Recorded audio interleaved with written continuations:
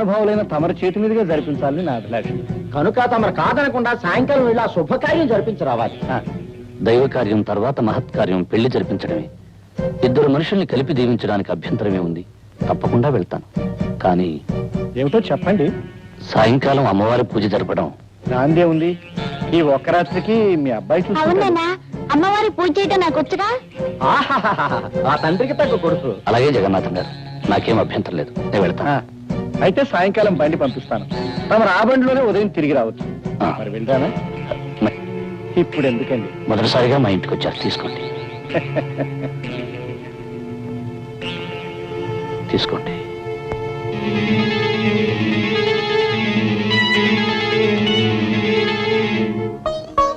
నాగరాజన్నా, నాగరాజన్నా,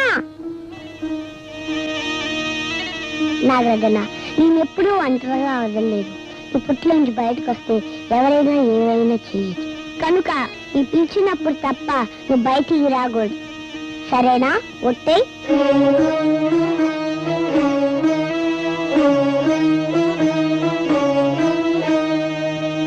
నాన్నగారితో నేను వెళ్తానమ్మా. నీ వెళ్తానమ్మా. నా బంగారు కదూ, చెప్పిన మాట వినాలి. అసలే ఆ ప్రయాణం రాత్రిపూట. నువ్వు నిద్ర కాగలేవమ్మా. అది కాదమ్మా, నీ వెళ్తానమ్మా. పోనీ అది అంతగా అడుగుతుంది, తీసుకెళ్తాను దుర్గా. అది కాదండి, మళ్ళీ మీకు లేనిపోయిన శ్రమ. శ్రమ ఏముంది? బండిలో వెళ్ళి బండిలో రావడమే. దారిలో అల్లరి చేసి నాన్నగారిని విసిగించుకో. విసిగించదు కానీ నువ్వు అమ్మని మాత్రం విసిగించుకే. రామ్మ రాధా. బాబు సూరి, చీకటి పడ్డాక గుళ్ళో పూజ చేయడం మర్చిపోకు. అలాగే నాన్నగారు.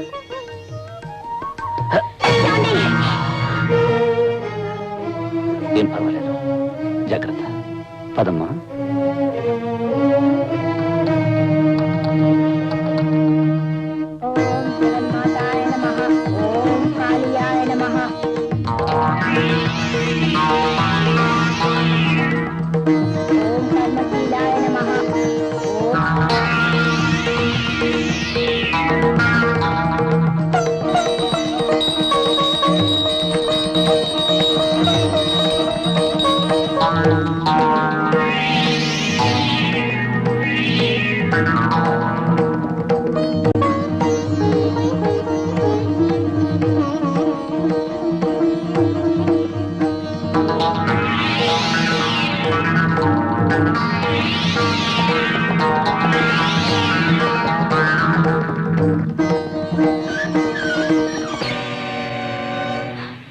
జగన్నాథం గారు. అవును, జగమెరిగిన నాథుణ్ణి, జగన్నాథం.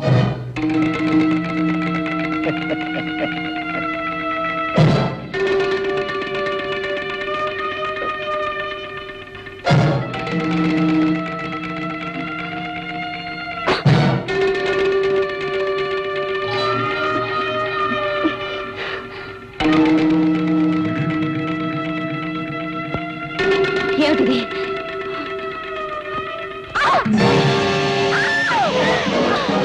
పిలిచినప్పుడు తప్ప నువ్వు బయటికి రాకూడదు. సరేనా? ఒట్టే. పిలిచినప్పుడు తప్ప నువ్వు బయటికి రాకూడదు.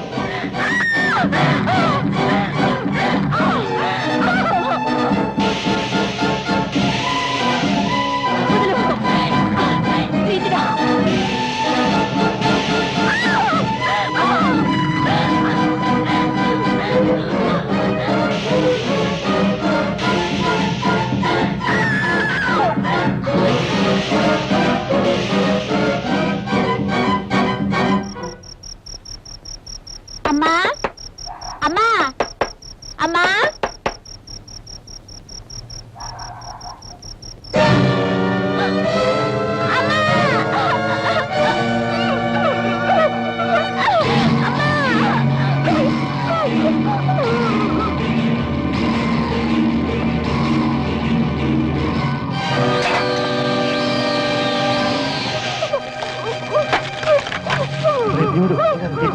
గుర్తుపెట్టాడు. ఎందుకంటే వీడిని మంటలు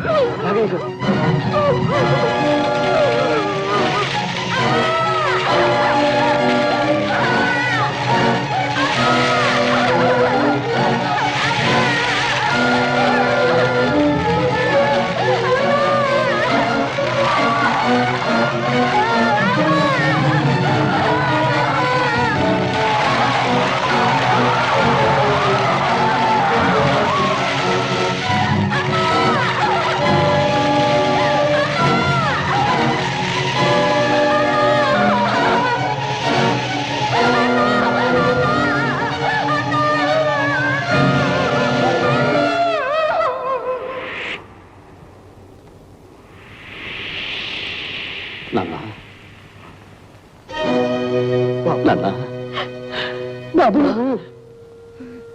ఈ నాన్న మీద కోపంతో రావేమో మీ అనుకున్నా నీడను పెరిగిన వాడిని మీ మీద కోపం ఎందుకు తెచ్చుకుంటాను నాన్న? అది కాదు బాబు, ఆయనన్న మాటలకు నువ్వు మనసు కష్టపెట్టుకొని. అదేమిటమ్మా, ప్రేమతో ప్రాణంలా పెంచుకున్న మీకు కాకపోతే నన్ను మాటలనే అధికారం ఎవరికుంటుంది? అదేమిటి బాబు, పెంచుకున్నా పెరిగినా అంటున్నావు? నేనన్న మాటలు చెప్పిన విషయం నిజమేనా అనుకుంటున్నావా? లేదు బాబు, నిన్ను దారిలో పెట్టాలని ఆవేశంలో నువ్వు మా కొడుకువి కాదు అన్నాను, అంతేగాని. ఎందుకు నాన్న నన్ను ఓదార్చాలని ప్రయత్నం చేస్తావు? పాలు తెలుపు కాకి నలుపు అనేవి ఎంత నిజమో, నేను మీ కొడుకును కాదు అనేది అంత ఖచ్చితమైన నిజం. అవునమ్మా, చాలాసార్లు నాకు నిద్దట్లో అర్థం లేని కల్లా కనిపించే దృశ్యాలకి అర్థం తెలిసింది. చెదిరి చెరిగిన గతము నాకు స్పష్టంగా గుర్తొచ్చింది. నేను మీకు నీటిలో కొట్టుకొచ్చి దొరికాను కదూ, ఆ ప్రవాహంలోకి నేను ఎలా పడ్డానో నాకు తెలిసి వచ్చింది. దానితో నా కర్తవ్యం ఏమిటో కూడా నాకు ఇప్పుడు తెలిసింది. ఏమిటి బాబు, ఏమిటి నువ్వు అనేది? నాకు జన్మనిచ్చిన తల్లి చనిపోయి ఉండొచ్చు, కానీ నా తండ్రి నా చెల్లెలు బ్రతికి ఉంటారు. వాళ్ళు కలుసుకుని తీరాలి. అంటే మమ్మల్ని వదిలి వెళ్ళిపోతావా? ఈ లోకంలో ఎవరు ఎవరితో శాశ్వతంగా ఉంటారు. జన్మ ఇచ్చిన కన్నవాళ్ళని వదిలి కట్టుకున్న వాడితో కలిసి వెళ్ళిపోతుంది ఆడపిల్ల. 9 నెలలు మోసి కని పెంచిన తల్లిని వదిలి తన దారిని తన భార్యతో వెళ్ళిపోతాడు మగపిల్లవాడు. జీవితాంతం కలిసి ఉండాల్సిన ఆలుమగలలు ఎవరో ఒకరు ముందుగానే శాశ్వతంగా వదిలి వెళ్ళిపోతారు. ఎంత గొప్ప బంధమైనా కొంతకాలమే ఉంటుంది, కాలమంతా నిలిచి ఉండదు. ఏమంటారు? ఏమంటాం బాబు, నువ్వు చెప్పేదంతా నిజమేగా. అందుకే ఇంతకాలం దూరమైన నా వాళ్ళని ఒక్కసారి చూడాలని ఉంది. బాబు, అమ్మా, ఈ జన్మలో మీ రక్తాన్ని పంచుకోకపోయినా మీ ప్రేమను పంచుకున్నాను. వచ్చే జన్మలో మీ కడుపునే పుట్టాలని, మీ బిడ్డగానే ఎదగాలని ఆ దేవుణ్ణి మరీ మరీ కోరుతున్నాను. బాబు,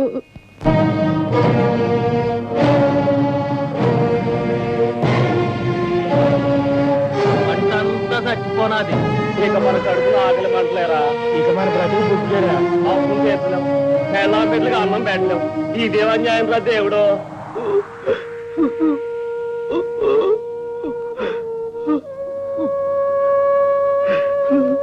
ప్రకాష్, రాధా ప్రకాష్, అయిపోయింది రాధా, పంట నాశనం అయిపోయింది, నా బ్రతుకు చీకటి అయిపోయింది. ఊరుకో ప్రకాష్, ఊరుకో. అసలు ఏమైంది? అందరి పొలాలు ఎందుకులా ఎండిపోయాయి? ఖచ్చితమైన కారణం ఇంతవరకు ఎవరికీ తెలియలేదు రాధా. కానీ పేద రైతుల ఆశలు ఈ పంటల్లాగే ఒక్కసారిగా చచ్చిపోయాయి. ఇక ఏడాది పొడుగునా ఏం తిని బతకాలో ఎలా బతకాలో అర్థం కావటం లేదు. కుట్టలుగా కనపడవలసిన ధాన్యలక్ష్మి గుప్పెడి బూడిదిగా మిగిలిపోయింది రాధా. ఊరుకో ప్రకాష్, కష్టాలు వచ్చినప్పుడే ధైర్యంగా ఉండాలి. ఏం ధైర్యం రాధా, అప్పు చేసి ఎరువులు కొన్నాను, చెమటోడ్చి శ్రమ పడ్డాను. పంట బాగా పండుతుందని అప్పు తీర్చేసి మిగిలిన డబ్బుతో మనం పెళ్లి చేసుకుని హాయిగా ఉండొచ్చని ఆశపడ్డాను. అంత వృధా అయిపోయింది, అంత వృధా అయిపోయింది.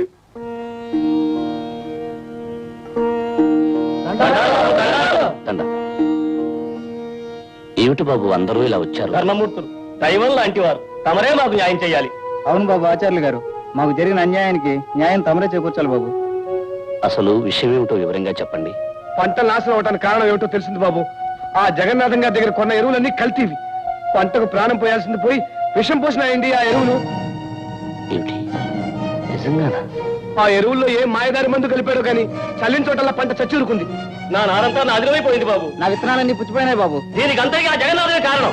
జగన్నాథం ఇంత దారుణం చేశాడంటే నమ్మలేకుండా ఉన్నాను. పేదలకు పెన్నిదిగా, ఊరికి ఉపకారిగా ఉండి అతను ఇంత పాపాన్ని ఒడిగడతాడని నేను అనుకోలేదు. మీలాగే ఆయన మీద మాకు గౌరవం అభిమానం ఉన్నాయి బాబు. పెద్ద చెట్టు నీడన కలుపు మొక్కలు ఉన్నట్టుగా ఆయన నేడు నా పంతులు గాడు భీముడు లాంటి సన్నాసులు ఉన్నారు. బహుశా ఆయన తెలియకుండా ఆ నీచులు వ్యధోపం చేస్తుంటారేమని మా అనుమానం.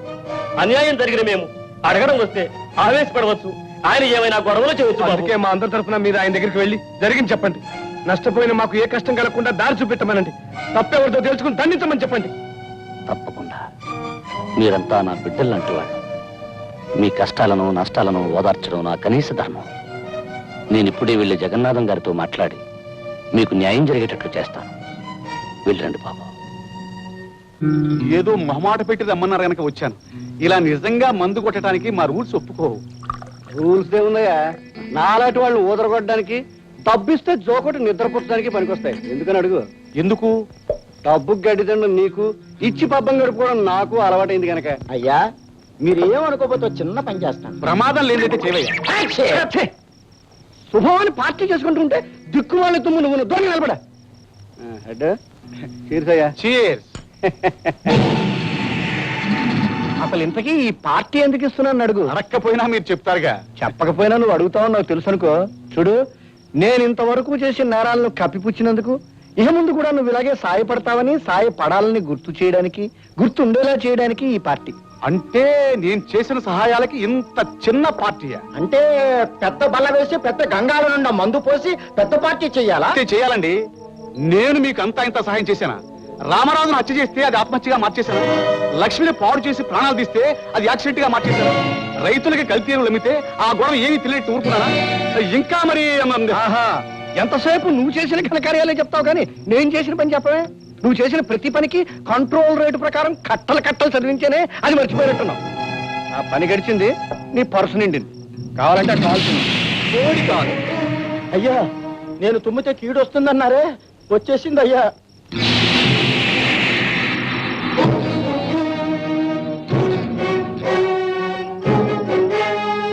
ఆచార్య గారు, తమరు వచ్చి ఎంతసేపు అయింది?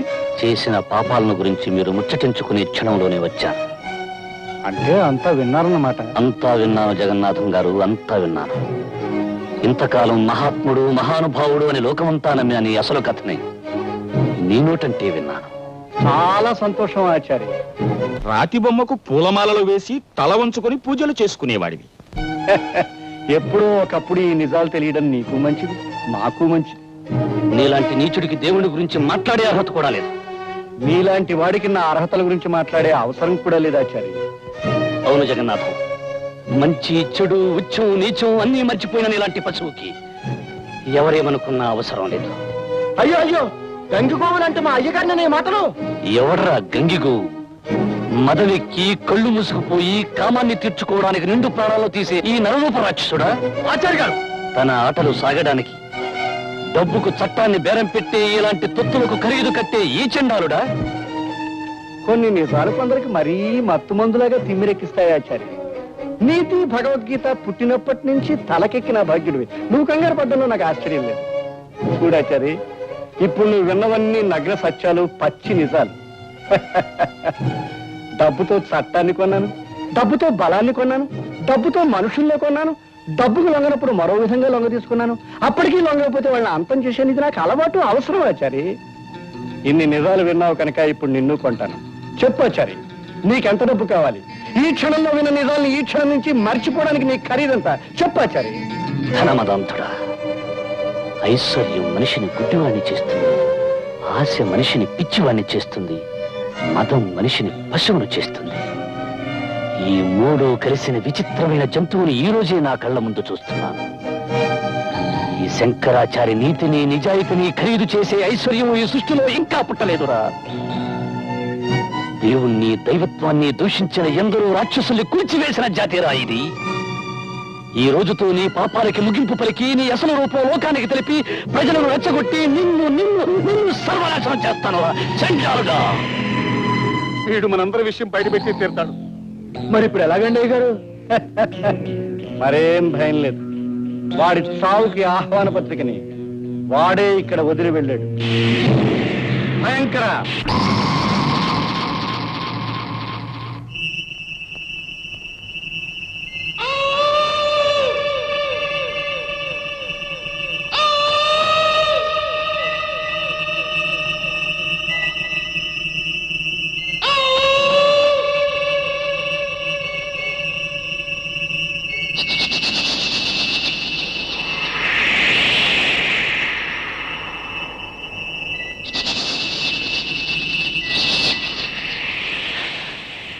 దేవి జగన్మాత, జగజ్జనని, మాత అన్నపూర్ణేశ్వరి.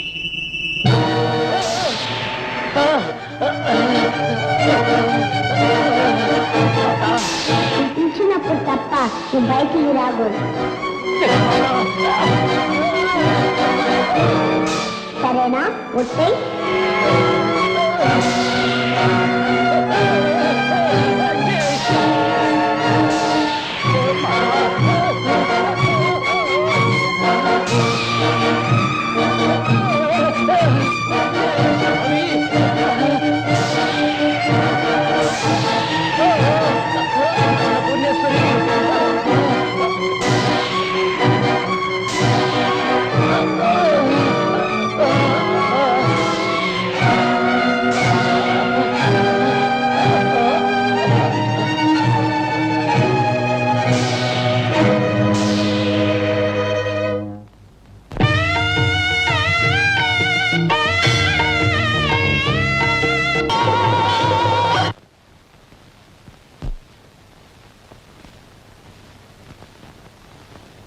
ఏమిటో ఆ భగవంతుడి మాయ, దౌర్భాగ్యుల్ని దుష్టుల్ని వదిలేస్తాడు.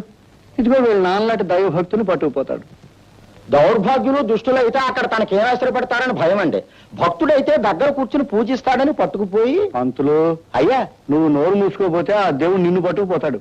వరుస క్రమంలో నాకంటే పెద్ద ఇంకా ఉన్నారండి.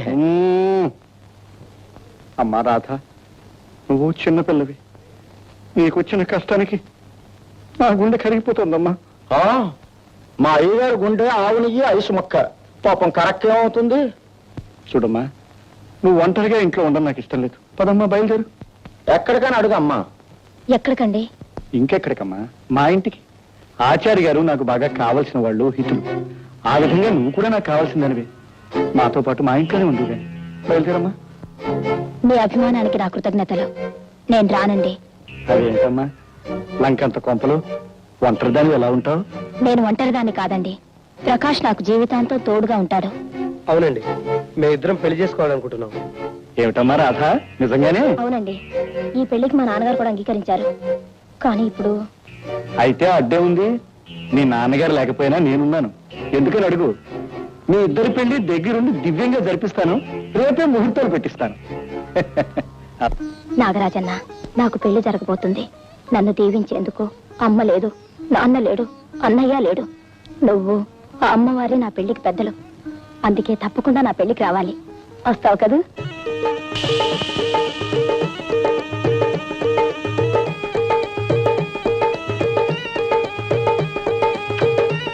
నాగరాజన్న, నాకు తెలుసు ఈ చెల్లి పెళ్లికి తప్పకుండా వస్తావని.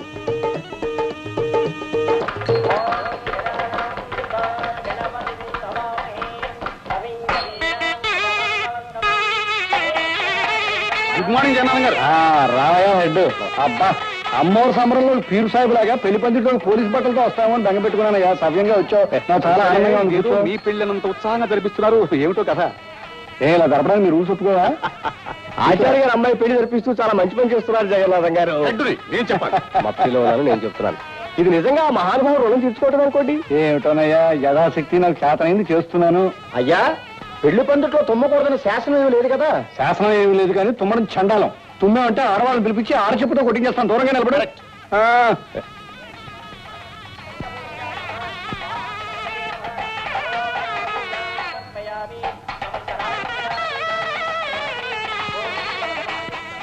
ఏంటి అలా దిక్కులు చూస్తున్నావు?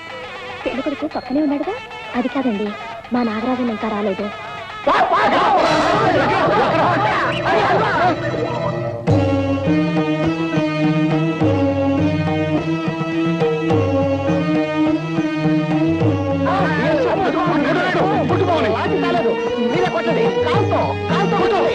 ఎవరు ఏం భయపడకండి.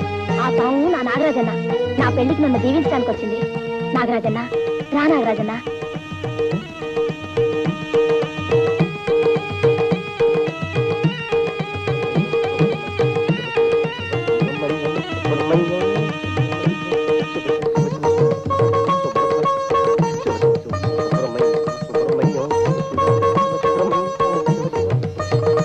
వెళ్ళి కూర్చో నాగరాజన్న.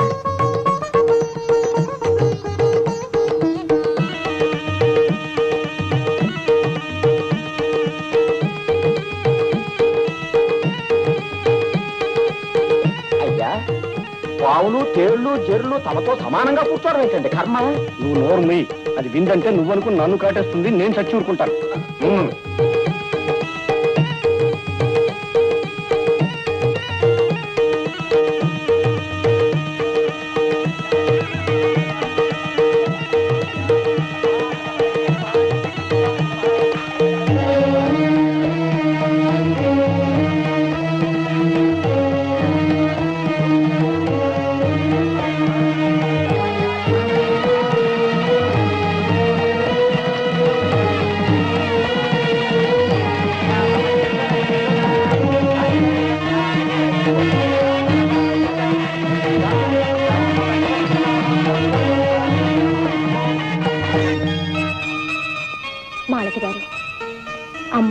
ఏ దిక్కు లేని నాకు అన్నీ మీరే చూస్తున్నారు.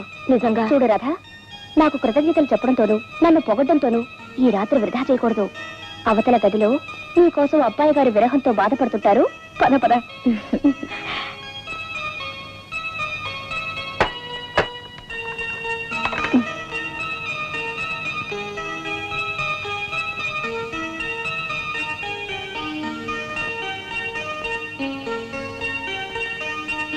ఏమండి శ్రీవారు, ముసుగుదాన్ని పడుకోవడానికా నన్ను పెళ్లి చేసుకున్నది? దొరగారు, దొంగ నిద్ర ఆపి లేవండి.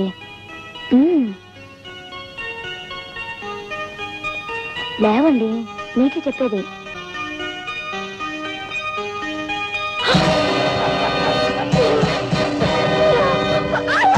నేనే, సాక్షాత్తు నేనే, ఊరంతా గౌరవించి మహానుభావుడు అనుకుంటున్న జగన్నాథాన్ని నీకు ఇవాళ నీకు మేలు చేస్తాను.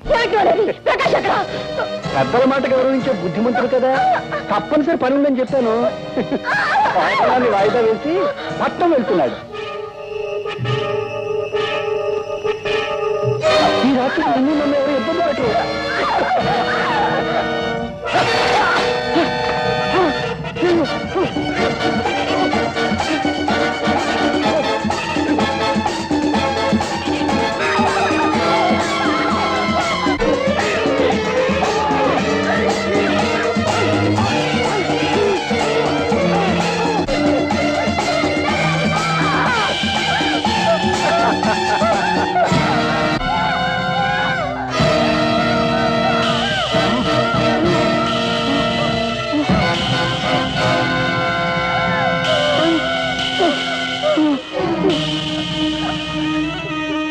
నాగరాజన్న,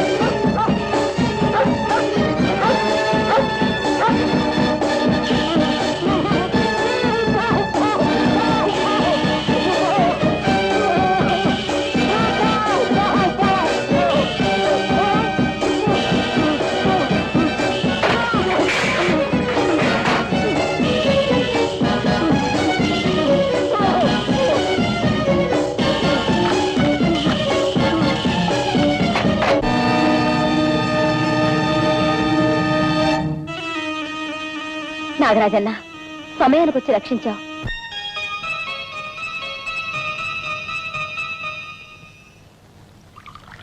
అసలు ఆ భయంకర చచ్చిపోయిందంటే అయ్యగారు ఎన్నుము కిరిగిపోయినట్టే. ఛే, కాసేపు ఆ కుక్కగోలాపు. అసలే నా మనసు ఆందోళనతో చిందరవందరగా గందరగోళంగా ఉంది. ఎందుకని అడుగు. అడగడం దేనికండి, అయ్యగారు పిల్లతో మధ్య చేయబోయారు, పాంపులు దాపరించింది. అసలు అది కరవకుండా ఎందుకు ఊరుకొని చెప్పమా. చెప్పమా ఉప్మా అంటే చెప్పు తీసి కొడతాను. ఏంటో నీ ఉద్దేశం? ఆ పావులను కరవాలనా?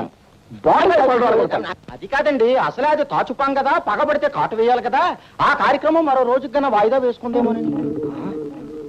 ఏంటో నీ ఉద్దేశం? నన్ను భయపెట్టాలని చూస్తున్నావా?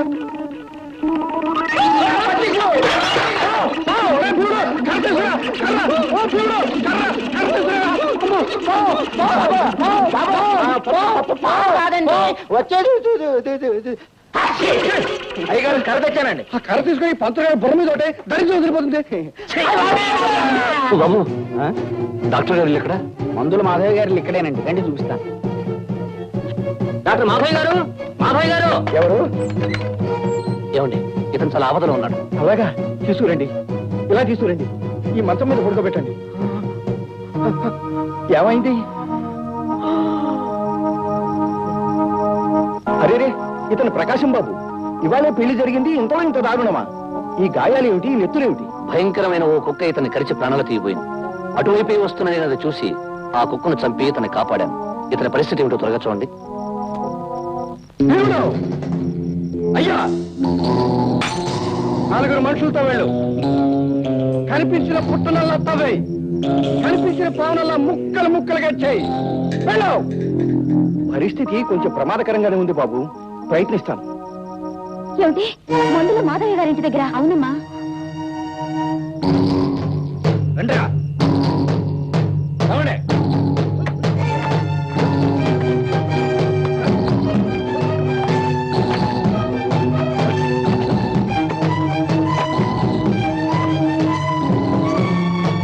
బాగులేదు గీం లేదు, పదరా పదం.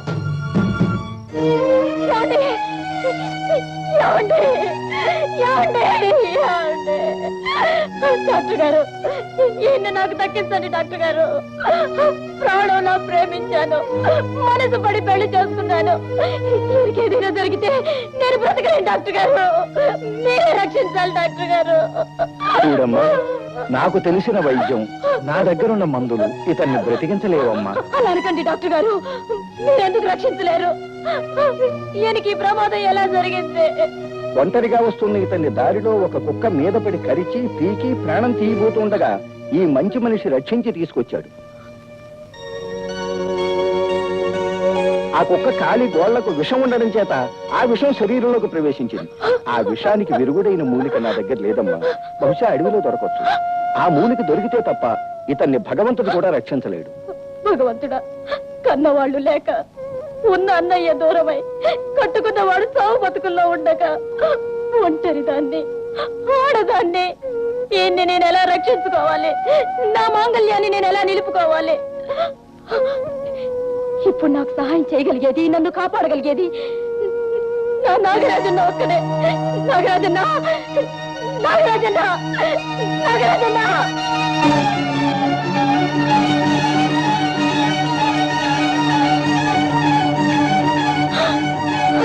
నాగరాజన్న, నాగరాజన్న, ఎంత ఘోరం జరిగిపోయింది. నా నాగరాజన్నకి నిలువ నీళ్ళు లేకుండా చేశారా దుర్మార్గులు? ఎక్కడున్నావు? ఏమైపోయావు నాగరాజన్న? కష్టాల్లో ఈ చెల్లెమ్మ కన్నీళ్లు తొడవాల్సి నువ్వేమైపోయావు నాగరాజన్న? ఎక్కడున్నావు నాగరాజన్న?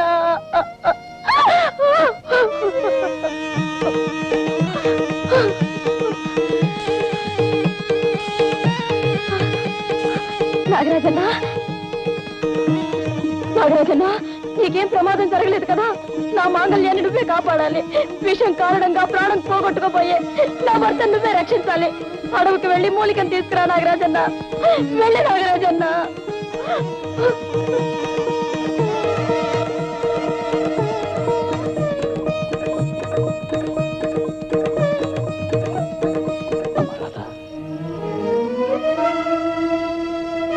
చెల్లెమ్మా, నేనెవరో గుర్తుపట్టలేదమ్మా. అమ్మ రాధ, చిన్నప్పుడు నాన్నగారు నువ్వు పెళ్లికని వెళ్ళినప్పుడు, అమ్మ మంటల్లో మండిపోయినప్పుడు మీకు దూరం అయిపోయిన సూర్యబాబునమ్మా, నీ సూర్యనైను. అన్నయ్య, నువ్వు నువ్వు నేనేనమ్మా, ఇంతకాలం నీకు దూరం అయిపోయిన అభాగ్యుని నేనే. అన్నయ్య, చెల్లెమ్మా, చెల్లెమ్మా, ఎన్నో ఏళ్ల తర్వాత కలుసుకున్న ఈ క్షణం ఎంతో ఆనందంగా ఉంటుంది అనుకున్నాను. కానీ ఇలాంటి విషాద పరిస్థితుల్లో కలుసుకుంటాం అనుకోలేదు. పదమ్మా, నీ భర్త పరిస్థితి ఎలా ఉందో? ఇప్పుడు ఎలా ఉంది?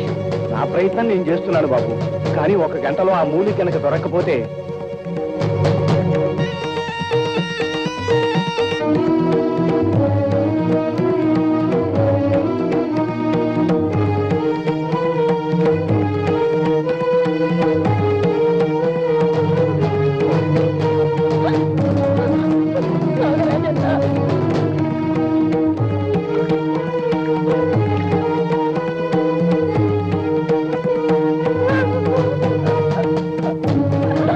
కొద్ది క్షణాలు మాత్రమే ఉంది. ఏమండి?